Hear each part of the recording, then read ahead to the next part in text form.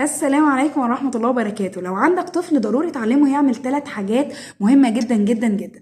أول حاجة هي معظم أمور نفسه، معظم الحاجات اللي تخصه المفروض هو اللي يعملها لنفسه. يعني يظبط لبسه، يحط لبسه في الغسالة أو في باسكت الغسيل، يعمل مش عارف إيه، أي حاجة تبعه هو، تبع لبسه، شنطته، شنطة النادي، شنطة المدرسة، مش عارفة إيه. معظم الحاجات اللي تخصه يعملها لنفسه. حاجات يعملها اتجاه البيت أقصد بيها حيطان البيت، أقصد بيها المكان اللي احنا عايشين فيه. يعني يملى الأزايز، ينظف الجزامة، حتة معينة يكنسها، مواعين يغسلها حسب سنه يعني. المهم يعمل حاجة أو أكتر اتجاه البيت اللي هو فيه. تمام. الحاجة التالتة انه يعمل حاجة اتجاه احد افراد البيت غيره.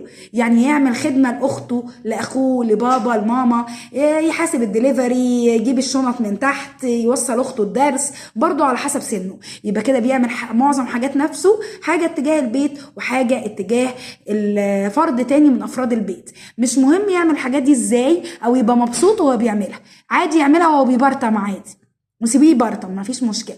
المهم ان يبقى في سيستم دماغه ال3 اجزاء دول متظبطين.